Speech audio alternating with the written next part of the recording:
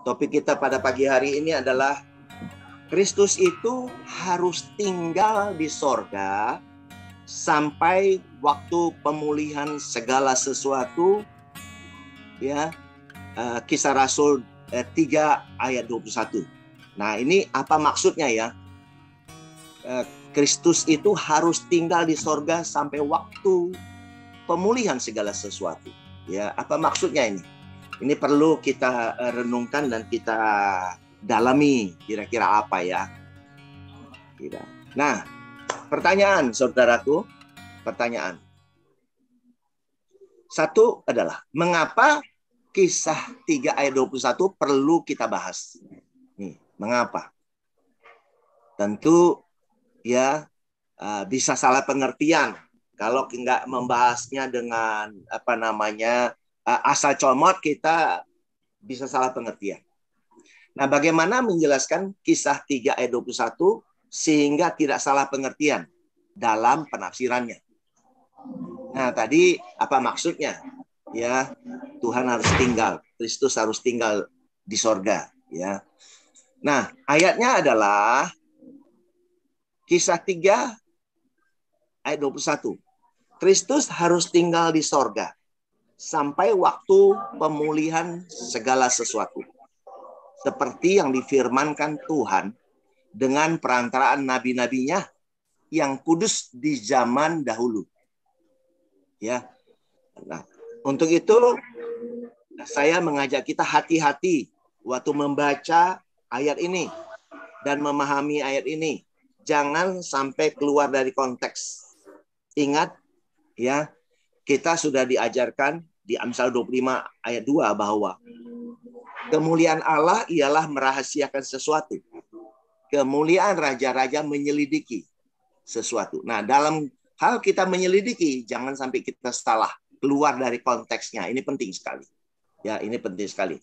Saudara, ini kalau saya klik ya di Google, kalau kita belajar dari sabda yang ada di Google, maka, nah tadi kan gitu ya ayatnya nih, Kristus itu harus tinggal di sorga, ya, sampai waktu pemulihan segala sesuatu. Nah, lihat ini ada huruf N di sini ya. Ini kalau saya klik N, ya saya klik N, maka di sini keluar ini. Nah, keluar. Sebentar ya. Keluar ini. Ini dia keluarnya.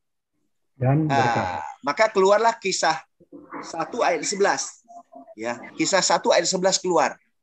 Jadi sorga di situ tadi dikatakannya kepada ini teguran kepada orang Galilea bahwa Yesus sudah ada di sorga, gitu kira-kira ya.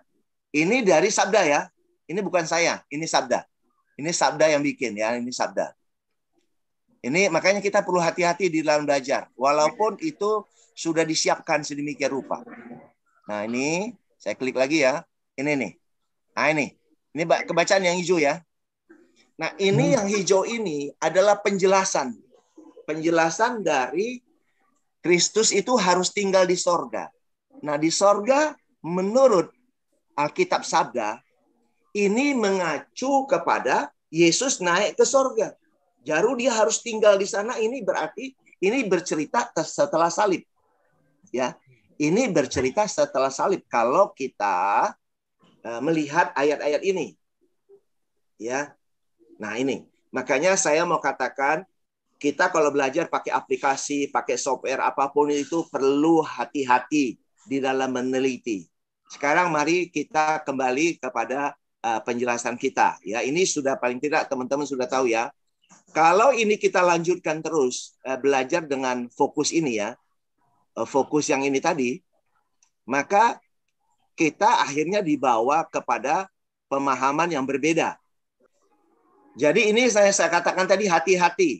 Kristus harus tinggal di sorga. Nah, kalau sorganya ini kita terus mengacu kepada, karena kisah 1, di kisah 1 ayat 11, Yesus telah naik ke sorga, baru ini kisah 3, langsung kita berpikir terperangkap. Ya, pemahaman kita terperangkap oleh kisah 1 ayat 11. Oh, benar, Tuhan Yesus harus ada tinggal di sorga. Berarti ini bercerita setelah salib. Padahal tidak demikian, saudara. Tidak demikian kalau kita mau dalami. Mari kita lanjutkan penelitian kita. Kita lanjutkan. Nah, contoh nomor 2 nih, contoh pemahaman di luar konteks. Ya, out of context. Ya. Mengapa hari ini saya sampaikan ini? Saya cerita sedikit. Beberapa waktu yang lalu saya diundang oleh seorang sahabat untuk hadir dalam satu dialog di Zoom gitu ya. Dari pembicaraan-pembicaraan para pakar teologi, ya itu doktor semua rata-rata. Saya akhirnya terinspirasi untuk menyampaikan ini di forum ini. Supaya kita tidak salah di dalam memahaminya. Sekarang saya kembali. Nah, kalau sorga di sini, ya Kristus harus tinggal di sorga, merefer kepada Kisah 1 ayat 11. Mengapa kamu melihat ke langit, orang Galilea ditegur. Yesus ini yang terangkat ke sorga, meninggalkan kamu akan datang kembali dengan cara yang sama seperti kamu melihat dia naik ke sorga. Nah, kalau pemahaman kita di sini, Kisah 3 ayat 21 itu mengacu kepada sini, maka kita sudah saya katakan ya out of context, misunderstanding, ya salah pengertian kita. Nah, juga kalau kita berupaya ya menghubungkannya dengan amanat agung yang katanya Matius 28 19-20 dengan amanat agung, kemudian ini juga menurut hemat saya dari apa yang saya pahami itu nggak nyambung. Apalagi kita berkata ya dihubungkan dengan peran gereja, ya peran gereja harus berfungsi luar biasa agar second coming, kedatangan Yesus yang kedua secara fisik terjadi dan bumi ini akan kiamat. Nah, ini mohon maaf nggak nyambung sama sekali. Dan ini yang saya dengar di dalam pembicaraan-pembicaraan di luar sana. Ya. Untuk itu hari ini kita perlu memahami ini supaya kita semuanya tidak salah di dalam mengerti ayat ini. Ya. Saya lanjut. Nah, bahkan ini dari Alkitab, ya Alkitab dalam bahasa Inggris, ya Alkitab dalam bahasa Inggris. Nah, ini dalam bahasa Inggrisnya sama artinya ya. Dia harus tinggal di sorga sampai restorasi, sampai pemulihan segala sesuatu terjadi ya. Ya, ini untuk memenuhi apa yang Tuhan katakan melalui nabi-nabinya yang kudus gitu. Nah, di sini kalau diklik ya keluarlah kata-kata ini. Ya, kata-kata ini di mana sampai restorasi, sampai pemulihan terjadi. Nah, di sini kata restorasi dalam bahasa Greknya dikatakan apa? Apokatastasis. Ya, ini merefer apa? Merefer kepada restorasi kepada ciptaan, ya kreasi ciptaan sebelum terjadi kejatuhan. Artinya cerita di Taman Eden. Jadi restorasi yang dia katakan di sini ya, ini menurut dia ya, tapi ini penjelasannya ya, dia katakan ini terjadi pemulihan ya sebelum Adam jatuh dalam dosa, dan juga kepada perjanjian yang diberikan kepada David itu juga direstore, dipulihkan ya semuanya. Juga dalam Lukas bahkan di sini dikatakan ini semua dia bilang ini ada dalam medical, terminologi medical artinya restorasi di dalam perfect health. Jadi kesehatan yang baik gitu ya.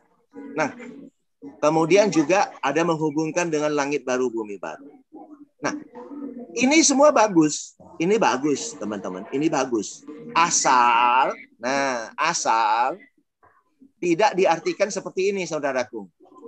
Kalau diartikan semuanya nanti bersifat fisik, maka ini out of context. Sebab apa? Sebab isi perjanjian lama, ya PL dan juga Adam itu adalah gambaran, ya gambaran, dan semuanya telah digenapi di dalam Kristus. Jadi gini, saya mau katakan Tuhan tidak pernah gagal dalam hal ini.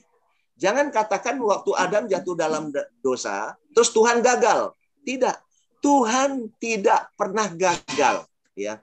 Tuhan tidak pernah gagal. Jadi jangan dianggap ada orang yang berkata Tuhan gagal, salah. Enggak, Tuhan tidak pernah gagal. Jadi ini adalah gambaran, ya. Kita banyak orang yang mengatakan gagal, kenapa? Karena tidak mengerti apa yang Tuhan mau, gitu ya. Jadi gini, PL juga Adam adalah gambaran. Ya, penggenapannya ada dalam Kristus. Nah, yang Tuhan mau, nah ini menjadi catatan bagi kita. Yang Tuhan mau adalah restorasi itu apa? Manusia itu direstorasi, ya. Supaya apa? Supaya manusia itu apa? Memiliki relasi kepada Dia seperti dulu yang di Taman Eden itu, yang hidup, yaitu apa? Restorasi dalam roh dan kebenaran. Nah, gitu. Jadi relasinya dalam roh dan kebenaran. Nah, ini penting. Jadi inilah restorasi yang penting terjadi, ya. Restorasi pemulihan hubungan antara manusia dengan Tuhan, ya. Restorasi yang betul-betul yang harus dilakukan adalah apa? Bisa membuat hubungan manusia dengan Tuhan dalam roh dan kebenaran. Nah, ini penting sekali. Itu yang seharusnya kita pikirkan. Bukan memikirkan hal-hal yang bersifat fisik. Tetapi sebelum restorasi terjadi, dia harus tinggal di sorga. Nah, kira-kira begitu ya. Sebelum restorasi terjadi, dia tetap tinggal di sorga. Nanti kita lihat lagi ayatnya ya. Nah, demikian juga ini. Ya, ada di pihak lain. Ya, di pihak lain. Nah, Kristus harus tinggal di sorga. Ini menurut kamus Alkitab. Nah, ini mari kita pahami, ya. Di sini dikatakan Uranos, ya, Uranos. Artinya apa? Langit, cakrawala, angkasa, sorga. Jadi, baik itu langit, kata-kata surga, kata-kata angkasa, itu adalah kiasan dari kata-kata Allah, dari kata-kata Tuhan. Nah, ini harus kita tangkap. Jadi kalau kita berbicara langit, berbicara surga, ya, berbicara angkasa, jangan melihat yang fisik. Nah, ya, jangan terus gambaran di kepala kita itu yang bersifat fisik. Padahal itu kiasan dari menyatakan tentang Allah itu sendiri. Kira-kira demikian, ya. Ini penting untuk kita tangkap, ya, supaya kita tidak salah waktu kita membaca Alkitab. Kemudian waktu ketemu kata langit yang sebetulnya artinya heaven yaitu sorga, yaitu Allah itu sendiri sebetulnya. Supaya kita tidak salah memahami. Ini ajakan dari pengalaman yang saya miliki. Nah, kemudian saudaraku, mari yang nomor 3 ini pengupasan sesuai konteks. Jadi kita mau melihat sesuai konteks. Nah, di sini di Kisah 3 ayat 1 sampai 10 adalah peristiwa di mana Petrus dan Yohanes itu berjalan, ya, menuju bait suci Allah. Waktu di gerbang dia ketemu seorang yang lumpuh. Nah, kemudian orang lumpuh ini disembuhkan karena emas dan perak aku tak punya, tapi dalam nama Yesus orang Nazaret jalanlah. Kemudian dia pegang tangannya dan orang ini bisa berjalan. Dan begitu orang itu sembuh, ya saudaraku, orang itu surprise, dia lompat-lompat, gembira sekali, ya, dan dia mengikuti Petrus dan Yohanes kemana mereka pergi, masuk ke bait suci pun dia ikutin, gitu ya. Nah, maka di ayat 11 kita lihat orang banyak yang sangat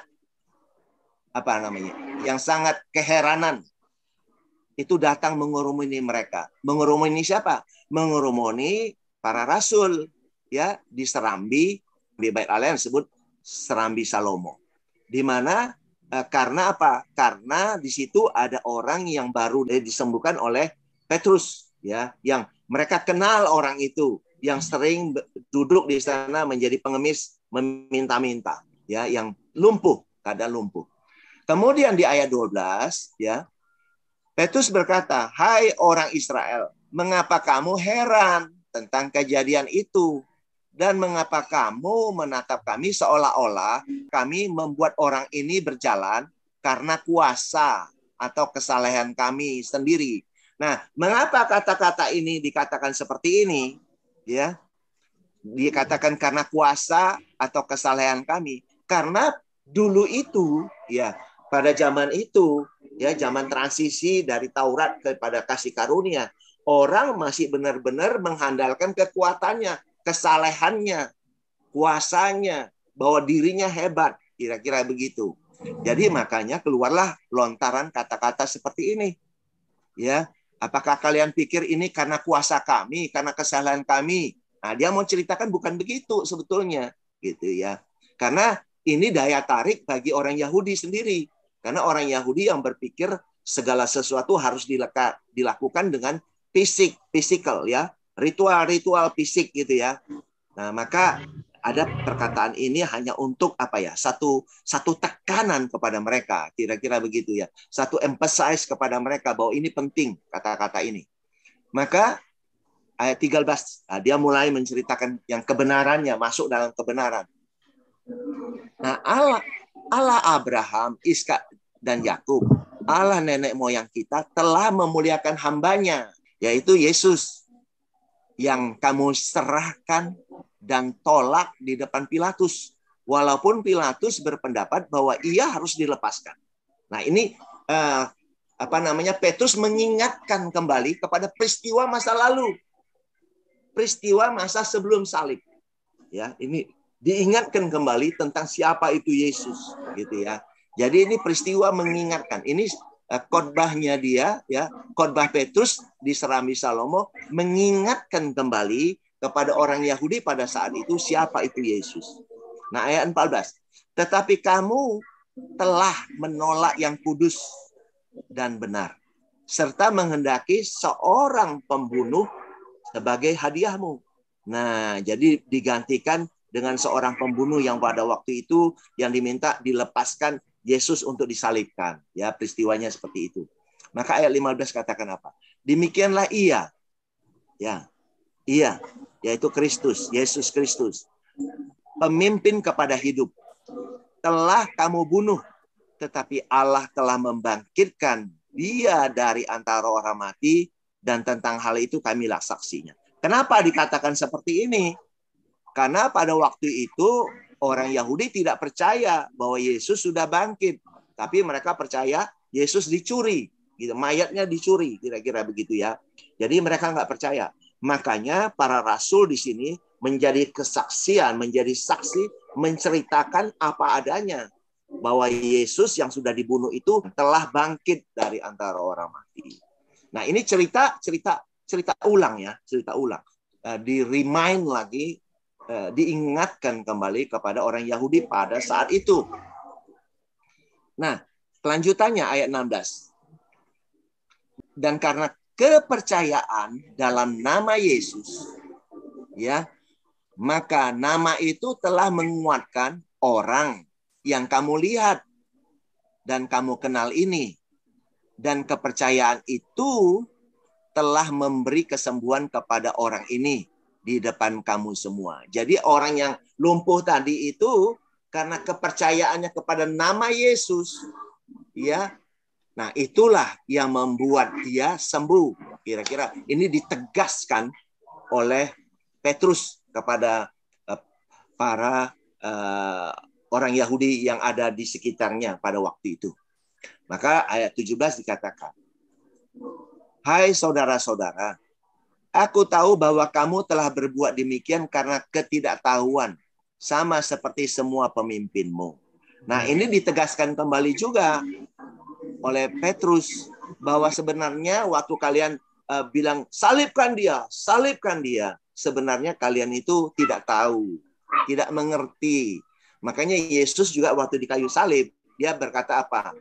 Bapa, ampuni mereka karena mereka tidak tahu apa yang mereka lakukan. Kira-kira ini Petrus mengingatkan ya kepada orang-orang yang ada pada saat itu. Nah, ayat 18 dikatakan, tetapi dengan jalan demikian Allah telah menggenapi apa yang telah difirmankannya dahulu. Jadi dahulu ya, dulu ya dahulu dengan perantaraan nabi-nabinya. Jadi diingatkan lagi kepada orang Yahudi bahwa dulu ya sudah dijanjikan tentang Mesias, kira-kira gitu ya, bahwa Mesias yang diutusnya harus menderita. Nah, ini mereka dibawa untuk mengingat kembali bahwa Mesias yang dijanjikan kepada bangsa Yahudi pada saat itu, dia memang harus menderita. Nah, maka di ayat 19, ya, karena itu sadarlah. Nah, ada seruan dari Petrus kepada orang Yahudi pada saat itu. Sadarlah dan bertobatlah supaya dosamu dihapuskan. Ya, ya. Jadi kematian Yesus menghapus dosa semua umat manusia, umat dunia, ya, dosa dunia. Nah, ini hanya mengingatkan supaya mereka renewing mind, pembaharuan pikiran, bahwa sebenarnya dosa mereka sebetulnya juga sudah ditebus gitu ya. Dia diingatkan kembali, disadarkan gitu kira-kira. Ya, ini ajakan ya, ajakan dari Petrus kepada orang Yahudi supaya sadar ya, supaya mereka sadar, percaya sebetulnya dosa mereka juga sebetulnya sudah ditebus gitu. Ini ajakan. Nah, kemudian kita berlanjut, saya lompat ke ayat 23, nanti balik ke ayat 20. Saya lompat ke ayat 23. Dan akan terjadi bahwa semua orang yang tidak mendengarkan nabi itu akan dibasmi dari umat kita. Nah, ini juga sudah dibuktikan. Ya, walaupun penebusan sudah terjadi, tetapi bangsa Yahudi pada saat itu tidak mau percaya kepada Yesus adalah Tuhan. Maka akhirnya pada tahun 70 Masehi, tahun 67 sampai tahun 70 terjadi peperangan. Ya, maka para imam, ya, orang Farisi, ahli Taurat yang tidak percaya Yesus, yang menolak Yesus, mereka memang betul-betul dibinasakan. Mereka betul-betul binasa. Jadi kalimat ini memang benar. Mereka dibinasakan kenapa? Karena tidak mau percaya kepada Yesus. Ya, ini artinya ini kata-kata ini sudah dibuktikan bahwa benar-benar orang Yahudi yang tidak mau percaya Yesus betul-betul dibinasakan waktu itu, dan mereka benar-benar dibakar di neraka, di Gehenna, di selatan kota Yerusalem, di lembah Hinon. Jadi mereka dibakar. Mayatnya jutaan jumlahnya. Ayat 24. Dan semua nabi yang pernah berbicara mulai dari Samuel dan sesudah dia telah bernubuat tentang zaman ini. Zaman ini apa? Zaman pada waktu itu. Zaman Yesus sampai akhir zaman. Sampai akhir zaman, sampai keruntuhan bait suci Allah. Ini yang dikatakan sini bernubuat tentang zaman ini. Bukan tahun 2021. Bukan tahun 2050. Bukan tahun 2200 kepada anak cucu kita ke depan. Bukan. Ini zaman ini. Zaman ini, zaman pada waktu itu sampai dengan kehancuran bait suci Allah. Itu fokus ceritanya pada waktu itu. Nah, ayat 25. Kamulah yang mewarisi nubuatan itu dan mendapat bagian dalam perjanjian yang telah diadakan Allah dengan nenek moyang kita ketika ia berfirman kepada siapa? Abraham. Oleh keturunanmu semua bangsa di muka bumi akan diberkati. Oleh Kristus Yesuslah ya, semua bangsa di muka bumi mendapat berkat, diberkati, termasuk kita. Nah, kalau ini termasuk kita, saudaraku. Termasuk kita semua, ya, yang ada di kosmos ini, yang mau percaya kepada Kristus, beriman kepada Kristus, ya, percaya kepada Dia sebagai Tuhan dan Juru Selamat. Nah, ini kita semua mendapatkan itu berkat. Ini dia. Ya, ini dia. Saya lanjut masuk ke poin penting ayatnya. Ya, ke poin penting ayatnya. Nah, sekarang kita fokus kepada ayat 20, 21, 22. Di sini ayat 21 yang tadi sudah kita baca. Nah, ini penting ayat 20. Agar Tuhan mendatangkan waktu kelegaan. Ya, waktu kelegaan. Mendatangkan waktu kelegaan. Dan mengutus Yesus. Yang dari semula diuntukkan bagimu sebagai Kristus, ya, sebagai Mesias, sebagai penebus, ya, sebagai juru selamat. Jadi agar Tuhan mendatangkan waktu kelegaan. Jadi waktu kelegaan itu sudah direncanakan Tuhan. Ya, sudah direncanakan Tuhan waktu kelegaan itu. Ya, di mana sebelum mencapai waktu kelegaan itu, nah, Kristus masih tinggal di sorga. Sampai waktu pemulihan. Pemulihan ini ada hubungannya dengan mendatangkan kelegaan. Jadi gitu. Jadi waktu pemulihan, sampai waktu pemulihan ini hubungannya dengan mendatangkan kelegaan.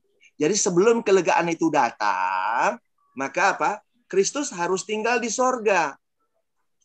Jadi ini ditekankan kepada, Petrus menekankan kepada orang Yahudi pada saat itu menceritakan bahwa sebelum kelegaan itu terjadi, sebelum salib terjadi, sebelum Yesus mati di kayu salib, dia ada di surga. Ya, dia ada di surga. Tetapi karena dosa yang melimpah, ya, baru dia diturunkan di bumi. Nanti kita lihat ayatnya, ya. Jadi ini hubungan ayat 20 dengan 21 sangat sinkron. So, artinya apa, Bapak Ibu Saudaraku? Kita tidak boleh hanya membaca ayat 21 ini, kemudian menerjemahkan dari ayat-ayat kata-kata yang terkait sini, kemudian cari ayat-ayat yang lain, cari ayat yang lain. Apa maksudnya? Nah, mohon maaf, itu bisa misunderstanding, bisa out of context. Konteksnya bisa lari. Jadi kita harus benar-benar melihat ayat sebelumnya dan sesudahnya. Sehingga kita memahami betul apa makna Kristus itu harus tinggal di sorga sampai waktu pemulihan segala sesuatu. Nah, pemulihan segala sesuatu sangat erat dengan mendatangkan kelegaan, kemerdekaan, keselamatan. Ya, itu kira-kira teman-teman sekalian. Ya, supaya yang difirmankan Allah, ya, dengan perantaraan nabi-nabinya yang kudus itu zaman itu contohnya Musa. Nah, di sini di ayat 22 ini setelah dikatakan oleh Musa, ya, di kitab Ulangan 18 ya, juga ada. Ini mengambil dari kitab Ulangan 18. Nah, Tuhan Allah akan membagikan bagimu seorang nabi dari antara saudaramu sama seperti aku. Dengarkanlah dia dalam segala sesuatu yang akan dikatakan kepadamu. Jadi sebenarnya ini menceritakan siapa itu Kristus. Ya, karena orang Yahudi pada saat itu nggak percaya pada Kristus. Jadi sebetulnya ini hanya ayat-ayat yang mengingatkan, bukan peristiwa Yesus setelah salib, bukan gitu ya. Jadi kalau fokus kepada ayat ini, kepada ayat 21 bercerita keadaan sebelum salib, siapa Kristus yang sesungguhnya gitu. Ini ceritanya gitu. Siapa Kristus yang sesungguhnya yang telah disiapkan oleh Tuhan, oleh Allah itu sendiri, oleh Bapa, ya. Itu kira-kira. Maka di sini saya buat di sini sampai waktu pemulihan segala sesuatu, yaitu apa? Terhadap dosa atau maut.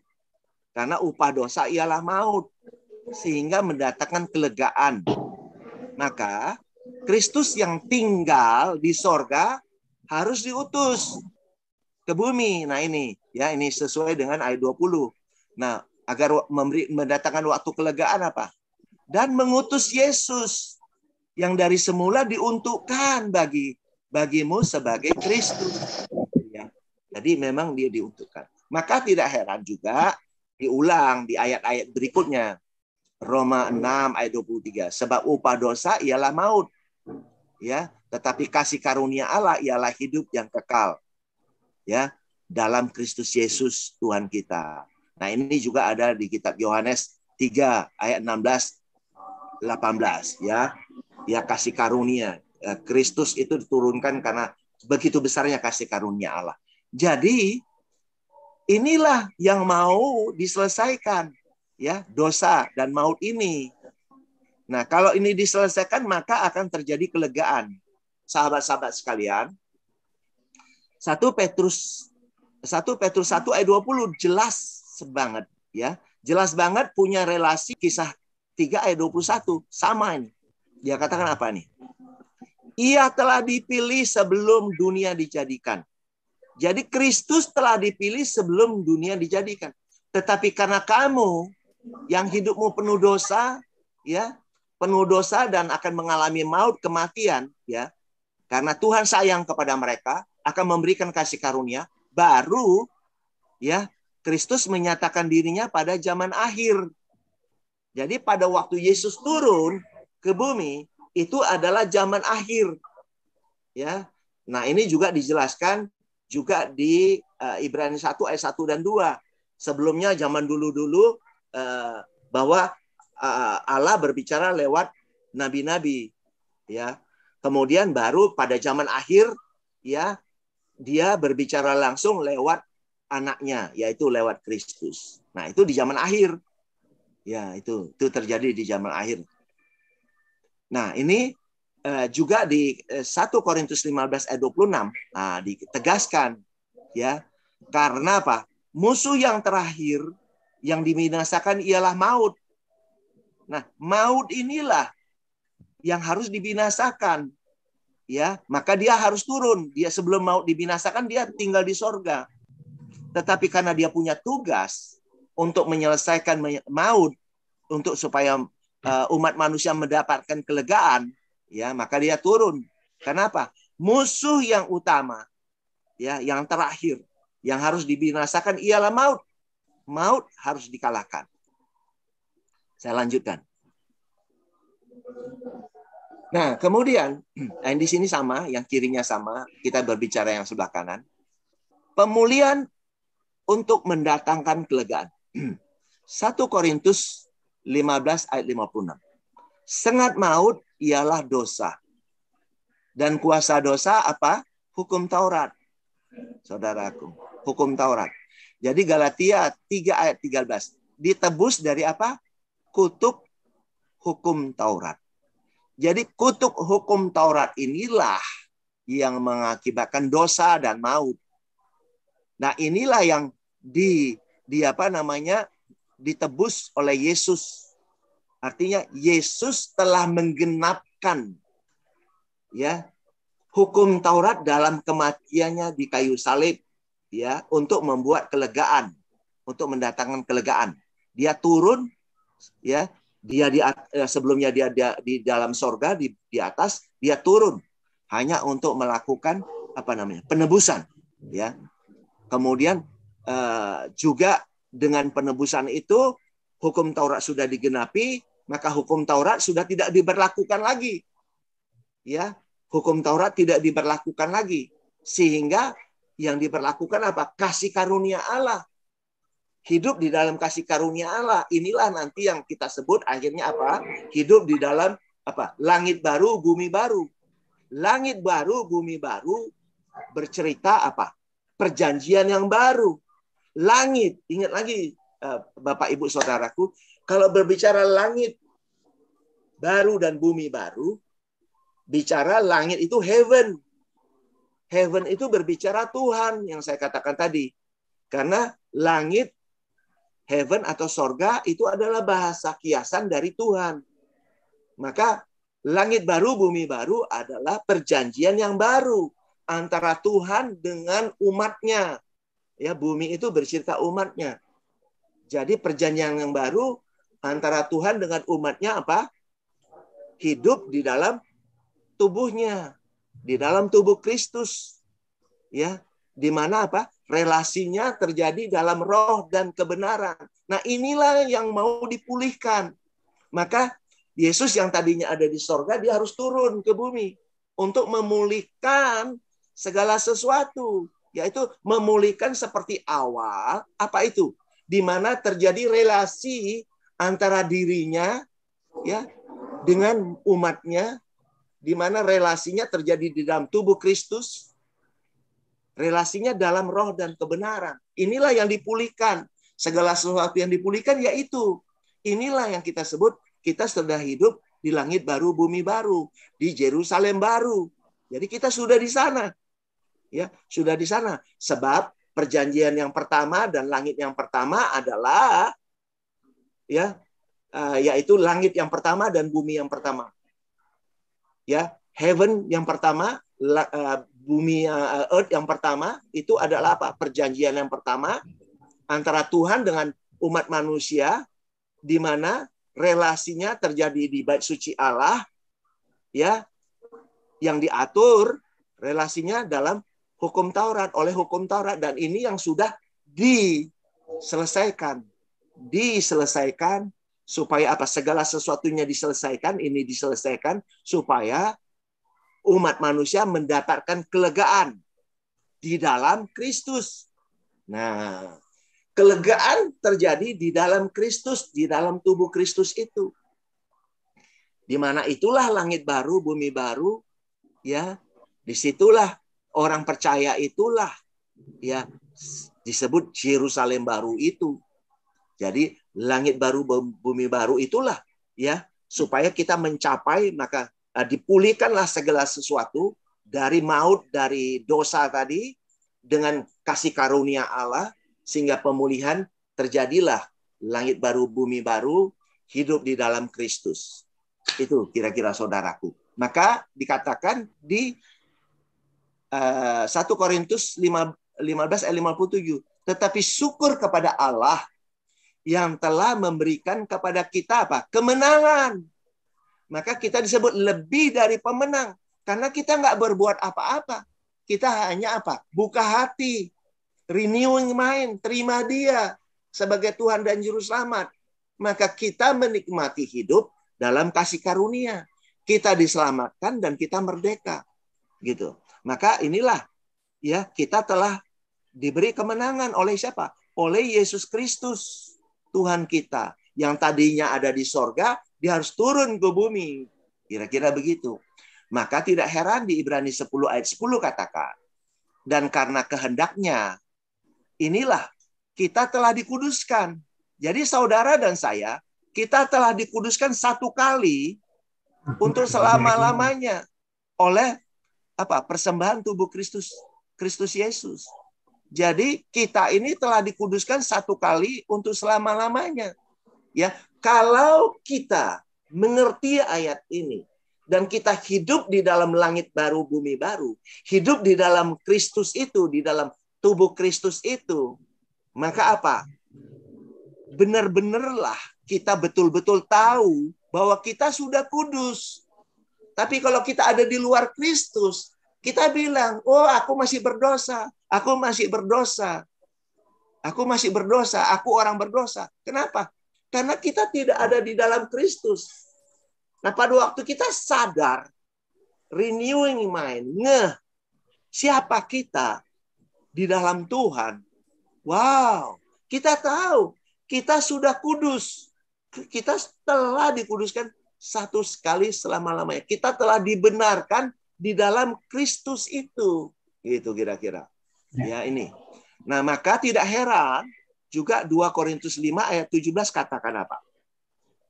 Siapa yang ada di dalam Kristus. Nah, ada di dalam Kristus. Jadi realita Kristus harus ada. Karena Kristus itu omnipresent. Kristus itu adalah Allah yang maha hadir. Nah, hari ini ada di Jakarta, pada saat yang bersamaan ada di Amerika juga sekarang. Ada di Hong Kong, ada di Melbourne, ada di Arab Saudi, ada di mana-mana. Karena dia maha hadir. Gitu. Nah, jadi siapa yang ada di dalam Kristus, ia adalah ciptaan baru. Nah, ciptaan baru inilah yang disebut segambar dan sepeta dengan Allah. Ingat Kejadian 1 ayat 26. Marilah kita menjadikan manusia segambar dan sepeta dengan kita. Ya kan katakannya. Nah, segambar dan sepeta dengan kita itu cuma cerita gambaran. Ya, bayangan. Itu cerita di kitab Kejadian itu cerita bayangan. Ya, bayangan. Jadi segambar dan sepeta dengan Allah itu baru digenapi. Digenapi setelah Yesus turun ke bumi, yang tadi dia ada di sorga, turun ke bumi, mengajarkan tentang Injil kebenaran, mati di kayu salib, dikuburkan dan bangkit, ya. Nah, kita lahir baru di dalam Dia, kita diciptakan baru di dalam Kristus. Nah, itulah yang dikatakan segambar dan sepeta dengan Allah. Ya, segambar dan sepeta dengan Allah ini apa? Ya, yang lama sudah berlalu, sesungguhnya yang baru sudah datang. Yang apa? Yaitu kita telah menjadi manusia baru, manusia rohani. Nah, ini manusia rohani, manusia ilahi. Sehingga apa? Sehingga kita bisa memiliki relasi dengan Tuhan, dengan Allah yang roh itu, dalam roh dan kebenaran. Wow, ini sangat luar biasa, sahabat-sahabat sekalian. Sangat luar biasa. Jadi relasi kita dalam roh dan kebenaran. Maka tidak heran 1 Petrus 1 ayat 9. Karena kamu telah mencapai tujuan imanmu. Kamu telah mencapai Kristusmu. Yaitu apa? Keselamatan jiwamu. Jadi, maka siapa yang mengerti, mengenal Kristus yang sesungguhnya, dan tahu, ya, mengenal 100 kali lipat. Karena Matius 13 ayat 23 katakan kita seperti tanah yang subur. Waktu ditaburi firman apa? Kita mengerti. Lalu apa? Berbuah 100 kali lipat. Nah, kalau kita 100 kali lipat, ya kita sudah tahu. Oh, aku sudah selamat. Ya, ada yang baru mengerti 60 kali. Ada yang 30 kali. Tapi kita sudah selamat. Kita sudah tentram di dalam Dia. Gitu kira-kira ya. Jadi kita tahu persis, dulu dia memang ada di surga. Tapi karena kita, dia harus turun ke bumi. Karena untuk memberikan apa? Kelegaan. Memberikan kelegaan kepada saudara dan saya. Kepada umat manusia. Supaya umat manusia itu ada di dalam Dia. Ada di dalam Kristus. Rest in Christ. Beristirahat di dalam Kristus. Ya, merdeka di dalam Dia. Nah, itu. Selamat di dalam Dia. Luar biasa. Luar biasa. Maka kesimpulan saudaraku. Kisah 3 ayat 21. Kristus itu harus tinggal di sorga sampai waktu pemulihan segala sesuatu. Perlu kita selidiki sesuai konteks. Sehingga tidak meleset pengertiannya. Jadi ayat ini nggak boleh diambil satu ayat ini kemudian dicari persamaannya ke ayat-ayat yang lain. Ini kurang pas. Karena nanti akan pemahaman kita akan berbeda. Pemahaman kita akan lari, wow, ini setelah salib ceritanya nanti. Wow, ini setelah salib. Akhirnya peran gereja begini, peran gereja harus berperan supaya Yesus datang turun ke bumi gitu. Jadi ini tidak tepat. Saya mau katakan kurang tepat seperti apa yang sudah saya bahas tadi. Ya, itu meleset pengertiannya. Jadi memang benar kita harus menyelidiki supaya kita tahu persis konteksnya. Ya, nah dilanjutkan yang ke poin kedua. Petrus menyampaikan ulang berita. Ya, jadi Petrus menyampaikan ulang berita tentang siapa? Tentang Kristus di kisah 3 ayat 21 dalam konteks kisah 3 secara keseluruhan. Ya, secara keseluruhan dan kaitannya dengan ayat-ayat lainnya. Tidak lain untuk meyakinkan bangsa Yahudi pada saat itu, ya, pada saat itu, yaitu apa? Tentang Kristus yang harus tinggal di sorga tersebut. Ya, ini kejadiannya bukan setelah salib, tapi sebelum salib. Adalah Kristus yang telah disiapkan sebelum dunia dijadikan untuk diutus turun ke bumi demi pemulihan segala sesuatu, ya, sesuai dengan kisah 3 ayat 21 tadi, tentunya yang berkaitan dengan apa? Maut. Menyelesaikan maut dan dosa sebagai akibat dari tuntutan hukum Taurat. Apa? Dengan demikian apa? Dengan demikian tentunya Petrus berharap mereka orang Yahudi yang nggak percaya itu mau renewing mind, mau bertobat dan menerima Kristus Yesus sebagai Tuhan bagi mereka. Kira-kira demikian. Nah, baru yang poin terakhir adalah pemulihan dari dosa melalui penebusan Yesus di kayu salib hingga kematian.